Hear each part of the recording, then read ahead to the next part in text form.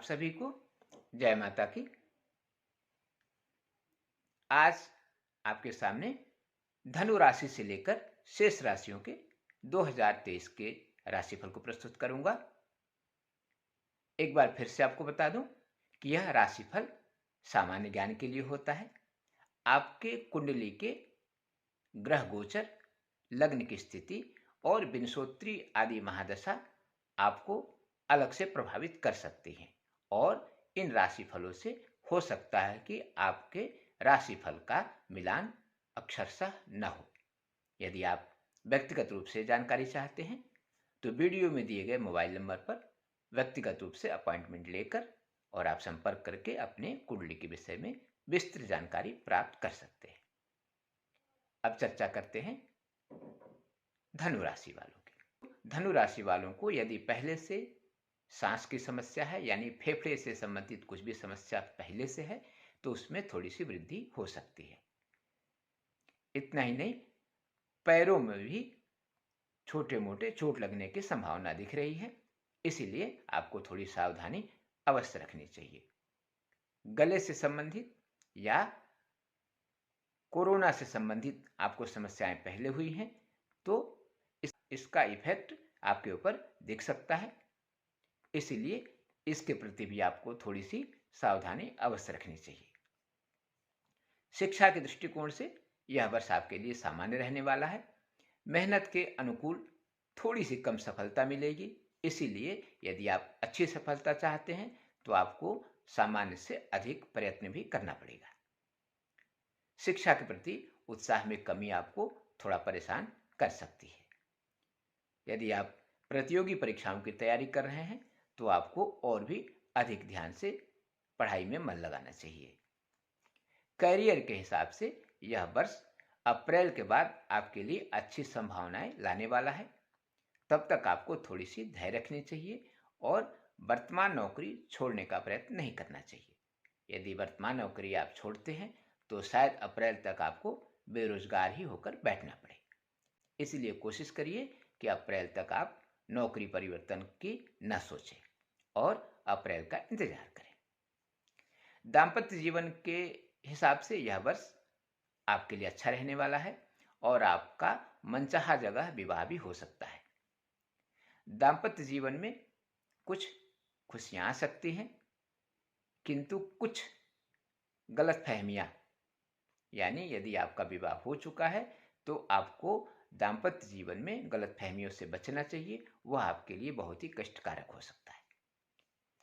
जीवन साथी को अचानक अच्छी नौकरी का प्रस्ताव मिलने वाला है। व्यापार के दृष्टिकोण से यह वर्ष आपके लिए अच्छा रहने वाला है। यदि आप शेयर मार्केट में ट्रेडिंग करते हैं तो वहां से आपको लाभ होने की संभावनाएं दिख रही हैं। यदि आपके व्यापार में कुछ पुराने पैसे डूबे हैं वह भी वापस मिल सकते हैं। इस वर्ष आपको ओम अंग अंगारकाय नमः और ओम रांग राहवे नमः, इन दोनों मंत्रों का अधिक से अधिक जप करना चाहिए। आपके जीवन में आने वाले सभी कष्ट स्वतः समाप्त हो सकते हैं। अब चर्चा करते हैं मकर राशि वालों की। मकर राशि वालों के लिए स्वास्थ्य की दृष्टि से यह वर्ष सामान्य रहने वाला है, किंतु पारिवारिक जनों के स्वास्थ्य जनित समस्याओं से आप परेशान रहने वाले हैं। खासकर यदि कोई न्यूरो प्रॉब्लम से संबंधित रोगों से ग्रसित है तो उसमें कुछ वृद्धि हो सकती है। यदि आपको फोड़ा फुंसी या एलर्जी हो तो लापरवाही न बरतें, यह समस्या लंबी अवधि तक खिंच सकती है। शिक्षा के दृष्टिकोण से यह वर्ष आपके लिए अच्छा रहने वाला है और वर्ष के पूर्वार्ध में थोड़ी सी समस्याएं आपके साथ हो सकती हैं। यदि आप मेडिकल की तैयारी कर रहे हैं तो इस वर्ष आशानुकूल सफलता मिलने की संभावनाएं कम दिख रही हैं। आपको थोड़ा अधिक प्रयत्न करना चाहिए। करियर के दृष्टिकोण से यह वर्ष आपके लिए थोड़ा सा असंतोषकारक हो सकता है, यानी अनचाहा ट्रांसफर हो सकता है और वर्तमान नौकरी में अत्यधिक दबाव का सामना करना पड़ सकता है। खासकर यदि आप बैंकिंग सेक्टर या इंश्योरेंस सेक्टर से संबंधित कार्य कर रहे हैं तो आपको नौकरी के दबाव के कारण नौकरी छोड़ना भी पड़ सकता है, इसलिए नए नौकरी की तलाश आपको जारी रखना चाहिए। आपको विदेश से अच्छी नौकरियों का प्रस्ताव मिल सकता है। दाम्पत्य जीवन के हिसाब से यह वर्ष सामान्य रहने वाला है, किंतु यदि विवाह होने वाला है तो अचानक तारीखों में बदलाव करना पड़ सकता है। ऐसे ग्रहयोग बन रहे हैं।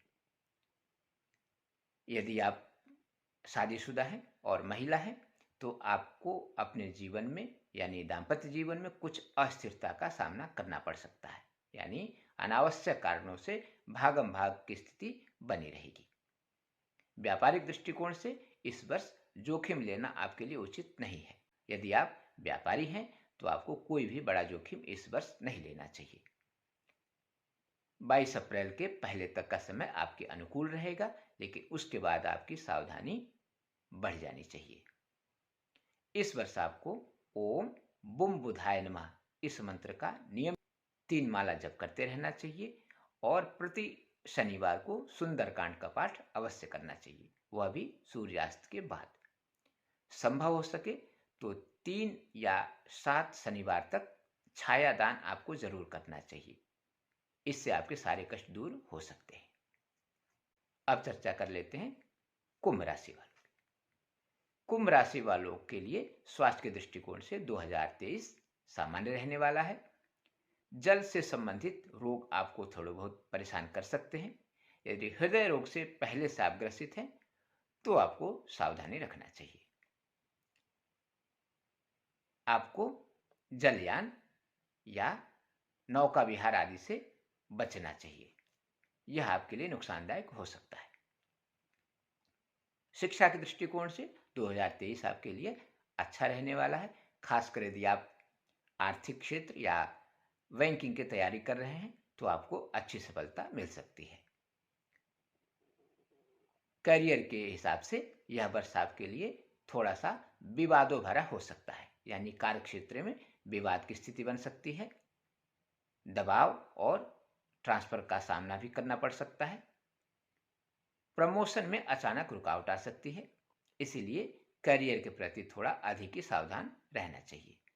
दाम्पत्य जीवन के दृष्टिकोण से इस वर्ष का उत्तरार्ध सभी समस्याओं का निदान लेकर आएगा। पूर्वार्ध में आपको थोड़ी सी सावधानी रखना चाहिए। नवविवाहिता जोड़ों को विशेष ही सावधानी रखना चाहिए, नहीं तो आपके दाम्पत्य जीवन की गाड़ी मझधार में अटक सकती है और आप अपने दाम्पत्य जीवन को लेकर कुछ अधिक ही परेशान हो सकते हैं। व्यापार के दृष्टिकोण से यह वर्ष सामान्य है, कुछ नई शुरुआत नहीं करें। खासकर यदि आप इलेक्ट्रॉनिक्स से संबंधित व्यापार करते हैं तो आपको नए व्यापार प्रारंभ नहीं करना चाहिए या नया निवेश नहीं करना चाहिए। यदि आप ठेकेदारी में हैं तब भी आपको सावधानी रखना चाहिए। पावर और इंफ्रास्ट्रक्चर में यदि आप कार्यरत हैं तो यह आपके लिए सामान्य वर्ष रहेगा और कुछ अच्छे मौके भी मिल सकते हैं। इस वर्ष आपको आदित्य हृदय स्तोत्र का रविवार से प्रारंभ करके नियमित रूप से पाठ करते रहना चाहिए। शनि की शांति आप किसी योग विद्वान द्वारा वैदिक मंत्रों से जरूर करवाएं। संभव हो सके तो 5 सोमवार को रुद्राभिषेक अपने घर में करवाएं, कम से कम एक बार तो करवा ही लें।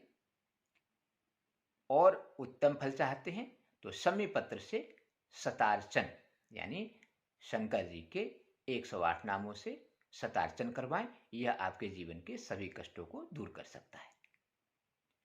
अंत में मीन राशि। मीन राशि वालों के लिए यह वर्ष स्वास्थ्य के दृष्टिकोण से सामान्य रहेगा। आपके सिर में भारीपन बना रह सकता है। अज्ञात भय आपको साल भर ग्रसित किए रहेगा, यानी अज्ञात रोग की संभावनाएं आपको अनावश्यक रूप से परेशान किए रहेगा। आप अपने आप को रोगी महसूस करेंगे, जबकि ऐसी संभावनाएं बिल्कुल भी नहीं है। गैस, एसिडिटी और पेट से संबंधित समस्याएं आपको कुछ परेशान करेंगी, जिनका कोई बहुत बड़ा प्रभाव पड़ने वाला नहीं है। उच्च रक्तचाप वाले सावधान रहें, और जिनके सिर में समस्याएं हैं, यानी यदि आप माइग्रेन से ग्रसित हैं तो भी आपको थोड़ी सावधानी रखना चाहिए। शिक्षा के दृष्टिकोण से यह वर्ष अच्छा रहने वाला है, आपको अच्छी सफलताएं मिल सकती हैं। यदि आप प्रतियोगी परीक्षाओं की तैयारी कर रहे हैं तो उसमें भी सफलता मिलेगी। परीक्षा के समय आपको उतावलेपन से जरूर बचना चाहिए, क्योंकि इस वर्ष शिक्षा के प्रति थोड़ा उतावलापन आपके मन में रह सकता है। यदि आईआईटी की तैयारी कर रहे हैं तो उसमें इस वर्ष सफलता मिलने के बहुत अच्छे संकेत दिख रहे हैं। करियर के हिसाब से यह वर्ष आपके लिए सावधानी भरा है, यानी जो भी फैसला लें सोच समझ कर लें। समय अच्छा है, लेकिन फैसला आपके प्रतिकूल भी हो सकता है, इसीलिए जल्दीबाजी में फैसला नहीं लें। इस वर्ष आपको बहुत अच्छे अच्छे मौके मिलने वाले हैं। इस वर्ष आपको विदेश यात्रा से बचना चाहिए। अप्रैल के बाद आप यदि विदेश यात्रा करते हैं तब कोई विशेष परेशानी नहीं होगी। दाम्पत्य जीवन के मुताबिक यह वर्ष आपके लिए अच्छे संकेत बना रहा है। यदि आपका विवाह बहुत दिन से लंबित है, यानी आपकी शादी नहीं हो रही है और बहुत ही विलंब हो रहा है, उसमें भी अच्छी सफलता मिल सकती है। यदि आप शादीशुदा हैं तो मई के बाद आपको पारिवारिक विवाद से बचना चाहिए। कुछ ऐसी स्थितियां निर्मित हो सकती हैं जो आपको परेशान कर दे। व्यापार के दृष्टिकोण से यह वर्ष अच्छा है। आप जो भी नया व्यापार प्रारंभ करेंगे उसमें आपको उत्तरोत्तर सफलता मिलती जाएगी। आपको वाहन की एजेंसी लेने से बचना चाहिए। वाहन की एजेंसी लेना आपके लिए हितकर नहीं है, खासकर 4 पहिया वाहनों का एजेंसी। यह आपको आर्थिक नुकसान भी पहुंचा सकता है। इस वर्ष आपको अपने जीवन में शांति बनाए रखने के लिए 2-3 उपाय करना चाहिए, जिसमें सर्वप्रथम आप स्फटिक का माला स्थायी रूप से धारण करें।